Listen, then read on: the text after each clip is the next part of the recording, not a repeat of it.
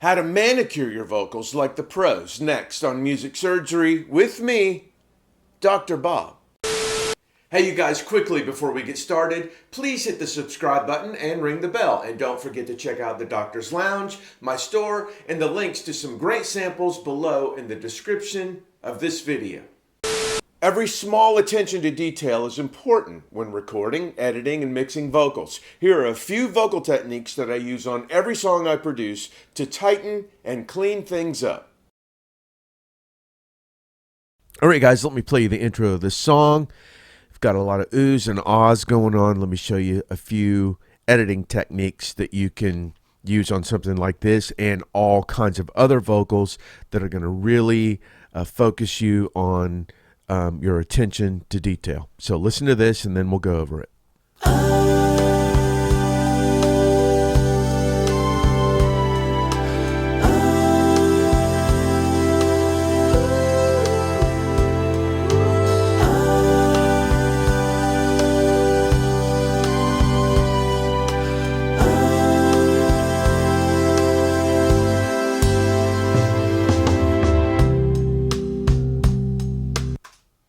All right, cool. Really lush, kind of a Bee Gees type, How Deep Is Your Love kind of opening. I love stuff like that. I love the Bee Gees. I love background vocals. So what we have here are 4 different parts, and each part is quadrupled. So let me open them up a little bit thicker. First off, the thing about background vocals is everyone knows when to start. They know when to come in. For instance, the bar, top of bar 2 here.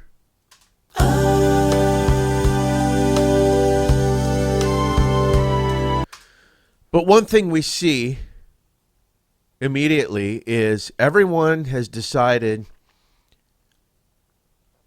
to stop singing at different parts. So this is something we can fix in editing, and let me show you the best way to do it. But in going into singing or producing background vocals or any vocal, pay attention to when vocals stop. Pay attention here to when the cutoff should be before the next phrase. Everybody always is concerned about, oh, did I come in late or did I come in on time? But I can't tell you how many times I get tracks like this where the ending of the note is all over the place. And when you're compressing like crazy and EQing like crazy in a mix for these things to pop out, this is going to be a mess. So first off, let's find an appropriate time to get out of the note before the next note starts.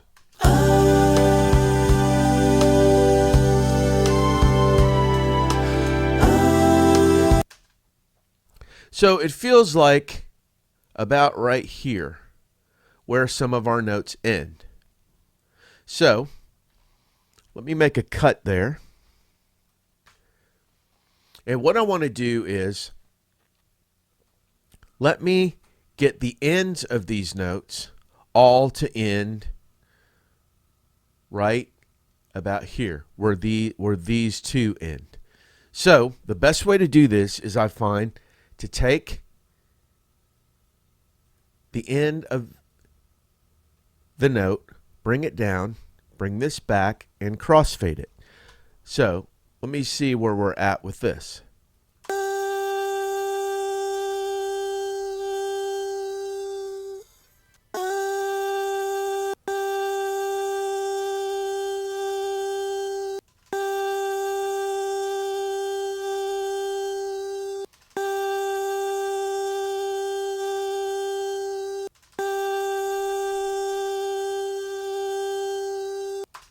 All right, you can hear that a little bit when it's soloed up, but you'll never hear that in a group. So let's go down to all the vocals and have them end at the same time. This one's a little short. Let's cut him, bring him back, crossfade him. Here's a couple more. this one, this one, this one. Let's get these to all end about the same spot.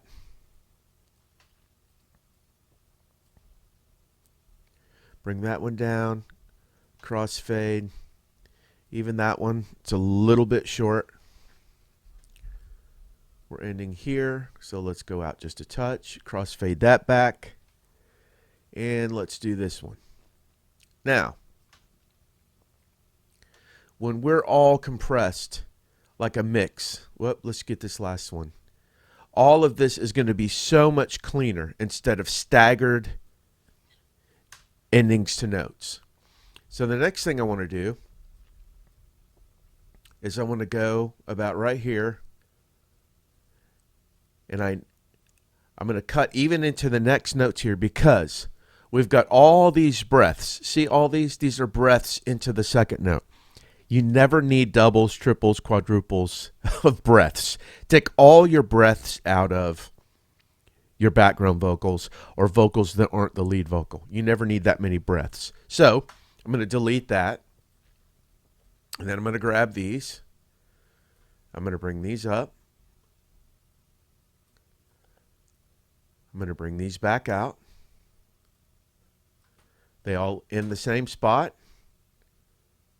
Let's fade them out a little bit there. Now, another thing about these background vocals is the initial transient of the ah is kind of pronounced.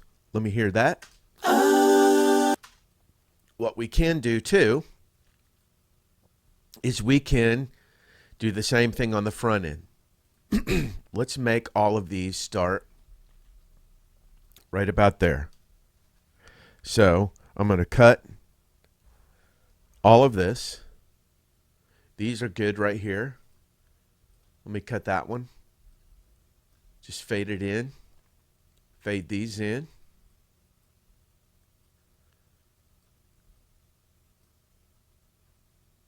Maybe cut these two a little bit. Make those start where the others do. Bring that over, crossfade it. Bring that over, crossfade it. Same thing to this one. Now, I know this is microsurgery, but when you've got this many vocals starting at different spots, you're going to hear it when it's super compressed and super EQ'd. So let's go right before the downbeat. Let's get everything to start right there. Get rid of the beginning of those. Get rid of the beginning of these. Now, let's take all of the beginnings and let's fade into those as well. Now, let's listen to the beginning of this now. I can even fade more. Hear the difference? There's not as much It's more I can even fade more. Let's bounce all these for now so it keeps all of my crossfades. And let's even fade in more. Beautiful. So now all the tops and the tails to these begin and end at the same place. So much cleaner when you have 12 to 14 to 16, sometimes 20, 50 vocals. All of this adds up. So let's listen now.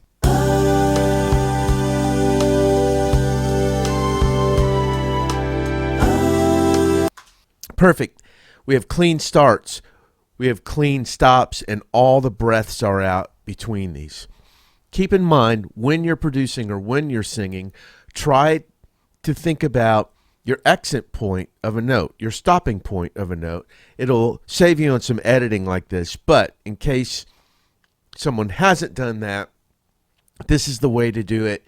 You're keeping all of the natural endings. You're just kind of fudging with the editing. But when you get a track with so many background vocals, This is the best way to do it, so everything is clean and precise and it doesn't busy up or gum up your mix with starting and stopping weird stuff and with lots of breaths. Remember, when vocals are compressed and EQ'd in the mix stage, everything is enhanced, including all the sloppy stuff. Take the time to manicure your vocals and you'll notice that mixing them becomes much easier.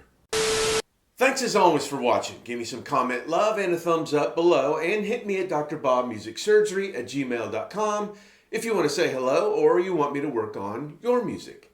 Take care of yourselves and each other, and I'll see you the next time the doctor's in.